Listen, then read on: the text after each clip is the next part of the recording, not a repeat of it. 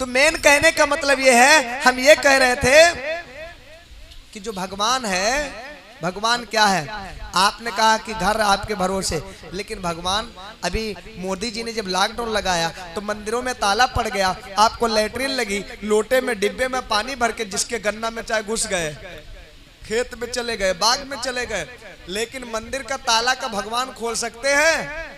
बोलिए, खोल सकते हैं? उस मंदिर में ताला किसने डाला?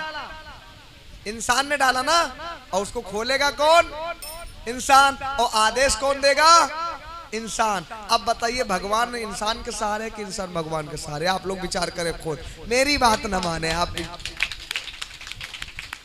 ही लोग बताओ।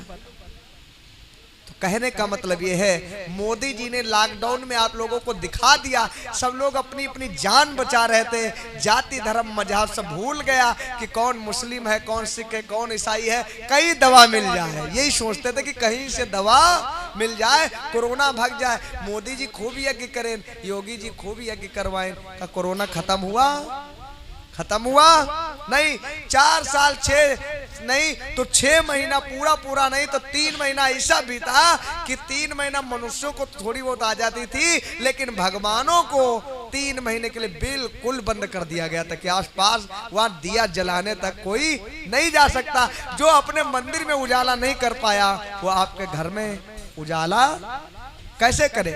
कर सकता है? तो आप ही बताइए। जो खुद भूखा बैठा है, उसका भोजन जो है, उसके भोजन की व्यवस्था कौन करता है? आप। उसके घर की दिया कौन जलाता है? आप। उसको नहलाता धुलाता कौन है?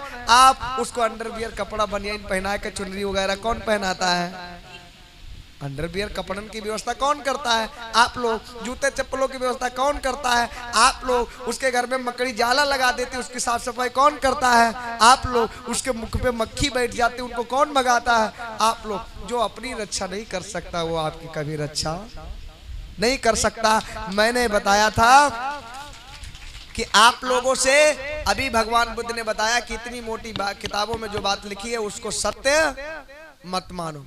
अब 3 बातें और हम बताएंगे जो रामायण और पुराण, हनुमान चालीसा ये प्रचलित है। रामायण में लिखा है भगवान को कौन मानता है? रामायण में चौपाई लिखी है कि कादर मन का एक आधारा और दैव दैव आलसी पुकारा। एक चौपाई लिखी रामायण में, रामचरितमानस में, कि कादर मन का एक आधारा, दैव दैव आलसी पुकारा। कादर माने होता कायर, मतलब काहिल। कादर मन का एक आधारा और दैव दैव आलसी पुकारा। जो काहिल और कायर लोग होते हैं, उनका सिर्फ एक ही आधार होता है, क्योंकि वो कुछ कर तो सकते नहीं, भगवान के सहारे रहते। दैव दैव आलसी पुकारा, हे भगवान, हे देवता, हे दैव, यही करते रहते हैं। और रामचरितमानस में एक दोहा लिखा है तुलसीदास जी ने कि हम लखे हमार लखे हम हमार के बीच, और तुलसी अलखा को लखे राम नाम जप नीच। जो नीच लोग हैं वही लोग राम का नाम जपते हैं, हम नहीं कहते हैं। रामचरितमानस में लिखा है। और कल्याण कब होगा? तुलसीदास की रामायण में लिखा क्या? कर्म प्रधान विश्व रचि राखा, जो जस करे तास फल चाखा। जो कर्म करोगे तो फल मिलेगा। और सकल पदार्थ है जगमाही, कर्म ही नर पावत नहीं। जो कर्म नहीं करता उसे कुछ नहीं मिलता, करना आप ही को पड़ेगा। और क्या लिखा तुलसीदास जी ने रामायण में? पराधीन सपने सुख नाही, पराधीन सपने सुख नाही, कर विचार देखो मनमाई। दूसरे के सहारे, भगवान के सहारे, अल्लाह मियां के सहारे रहोगे और कुछ करोगे नहीं तो कोई भला करने, क्योंकि अपना भला तो अपने आप मेहनत करनी पड़ेगी। हनुमान चालीसा में लिखा है क्या? हनुमान चालीसा में एक और चौपाई लिखी है, आपन तेज संभारो आपे, तीनों लोक हाँकते कांपे। आपन तेज संभारो आपे, अपने आप को आप ही संभालिए, अपने आप को आप ही सक्षम बनाइए। जब आप सक्षम हो जाएंगे तो तीनों लोग तुम्हारी आवाज पे कांपने लगेंगे। जब खूब करोड़पति हो जाओगे, जिसको बुलाओगे तुरंत दौड़ता चला आएगा। हनुमान जी ने कहा हम ताकत नहीं देंगे, और तुम सोचते हो कि हनुमान चालीसा पढ़े तो कल्याण हो जाए।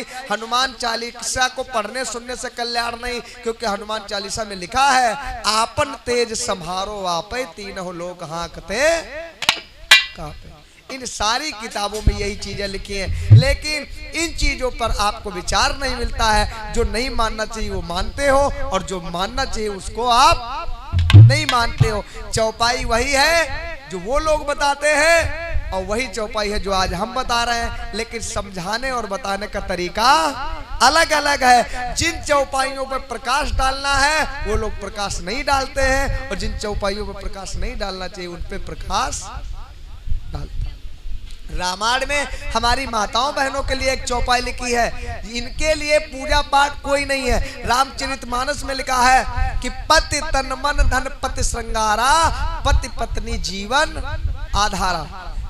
सोना पहने, चांदी पहने, पीतल पहने, तांबा पहने और चाहे ना पहने, पति तन मन धन पति श्रृंगारा, पति पत्नी जीवन आधारा। पत्नी क्यों न कितना श्रृंगार करती हो, क्यों न कितना सुंदर हो, अगर उसका पति नहीं है तो समझिए वो पत्नी अधूरी है। और क्या लिखा है, एक ही धर्म एक व्रत नेमा, कहे बचन मुनि पति पद प्रेमा। स्त्रियों के लिए कोई व्रत नियम नहीं है, उसका एक ही नियम, एक ही धर्म एक व्रत नेमा, कहे बचन मुनि पति पद प्रेमा।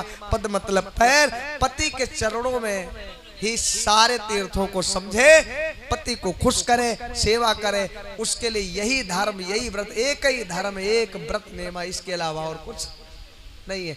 लेकिन नवरात्रि कहीं कर रही हैं, शंकर जी की पूजा करी है, पूजा कहीं की करी है। अम्मा बहने खूब शंकर जी की पूजा करी है।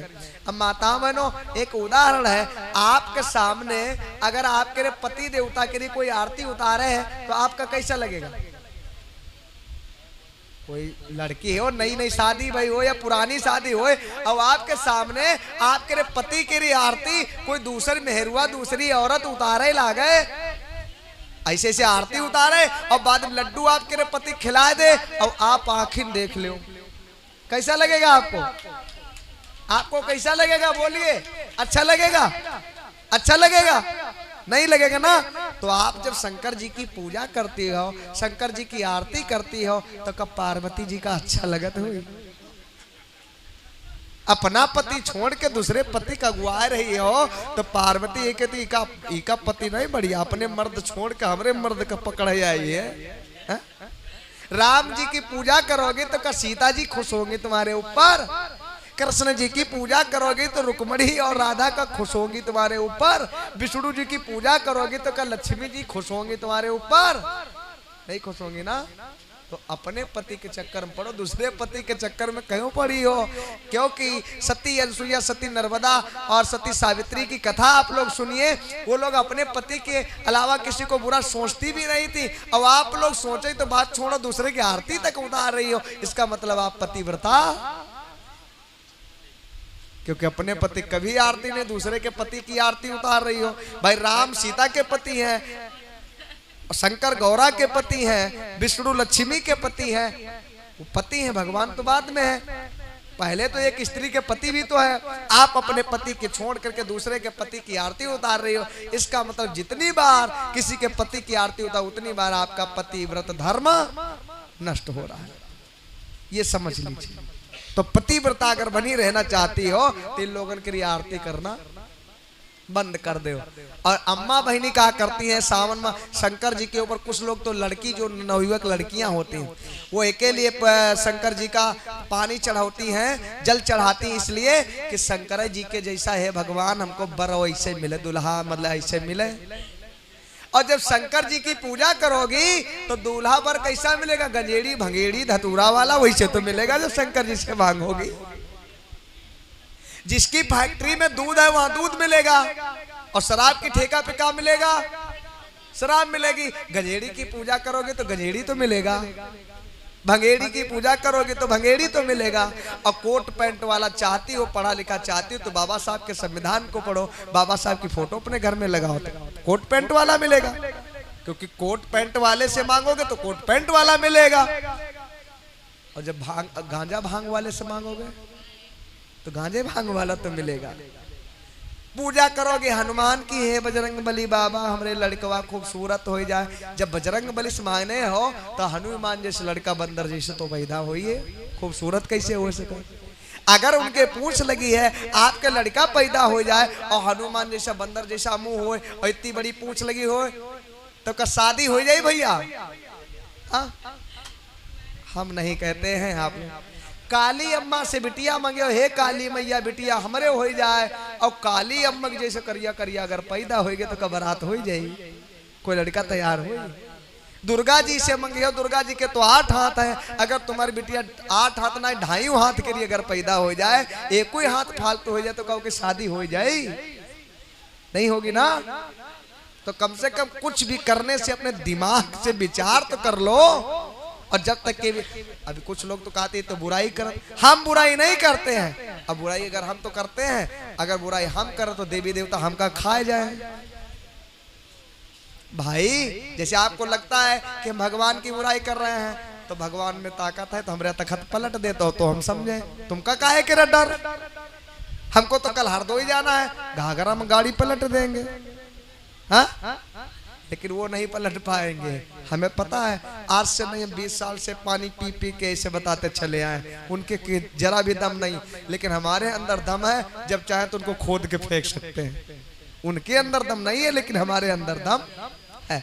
तो माता पिता को मानिए, गुरु की बातों को मानिए। और 2 बातें और हम कहेंगे। माता पिता गुरु जो होता है वो क्या करता है उसको देख के करना नहीं है, इन चीजों को मानना ओरिजिनल पॉइंट है, असली पॉइंट है, अच्छे पॉइंट है। माता पिता गुरु क्या करता है, माता पिता गुरु जो करता है वो नहीं करना है आपको। माता पिता गुरु जो कहता है वो करना है। उसके करने को देख करके अगर आप करोगे तो आप कभी विकसित नहीं हो सकते, आपका विकास। क्योंकि तुम्हारे पिताजी अनपढ़ थे, वो खेत में हल चलाते थे, उनको देख देख के करोगे का तुम भी हल चलाओगे? गलत तो नहीं कह रहे? आप पढ़िए। तो माता पिता गुरु जो करता है उसको वो ना करो, माता पिता गुरु जो कहता है वो करो, तब आपका विकास होगा। बस इन्हीं बातों के साथ में मैं अपनी बारी को विराम देता हूं। हमने जो बताया है इन बातों को एक बार सोते समय आप सोचना जरूर।